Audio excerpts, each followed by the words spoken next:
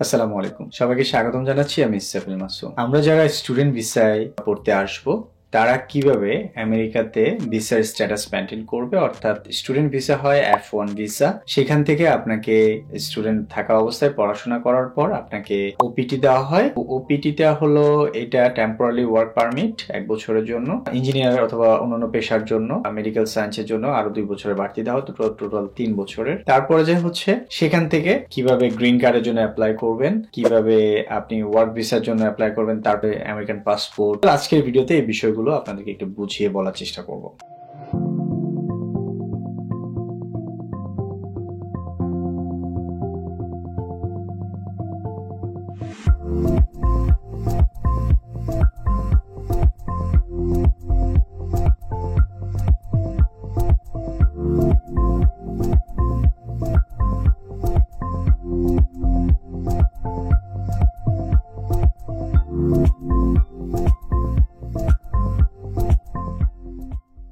আমেরিকাতে আমরা যারা পড়তে আসছি যারা আমরা আমেরিকাতে থাকতে চাই তাদেরকে বেশ কিছু প্রসেসের মধ্যে দিয়ে যেতে হয়। প্রথমত হচ্ছে আপনি আমেরিকার ভিসা যখন পাবেন তখন আপনাকে স্ট্যাটাস দেওয়া হয় F1। F1টা এখানে যদি যারা আন্ডারগ্রেড করে তাদের 4 বছর পড়াশোনা করার প্রয়োজন হয়, যারা মাস্টার্স করে তাদের 2 বছর, যারা পিএইচডি করে তাদের 5 থেকে 7 বছর 8 বছরও লাগে। এই যে ভিসা স্ট্যাটাসটা সেটা F1ই থাকে। এখন হচ্ছে F1 থেকে কিভাবে আপনি অন্যান্য ভিসা স্ট্যাটাসে কনভার্ট করবেন, কারণ আপনাকে গ্রিন কার্ডের ভিসায় যদি যেতে হয় তাহলে এটার স্ট্যাটাস কিন্তু সেম না। আপনাকে আমেরিকান পাসপোর্ট নেওয়ার জন্য সেটার স্ট্যাটাস অন্যরকম হয়। F1 ভিসার ক্ষেত্রে আপনাকে সবার আগে পড়াশোনা শেষ করার পরে আপনাকে ওপিটি তে যেতে হয়। ওপিটি থেকে আপনাকে সুইচ করতে হয় হচ্ছে H1 অথবা H2 ভিসা, অথবা এটার পরে অনেকেই EV2 বা EV1 অথবা EV3 এর জন্য অ্যাপ্লাই করে। ওভারঅল এই বিষয়গুলো কি, আপনি যখন স্টুডেন্ট শেষ করবেন তখন আপনাকে 1 বছরের ওয়ার্ক পারমিট ওপিটি দেওয়া হবে। ওপিটির পরে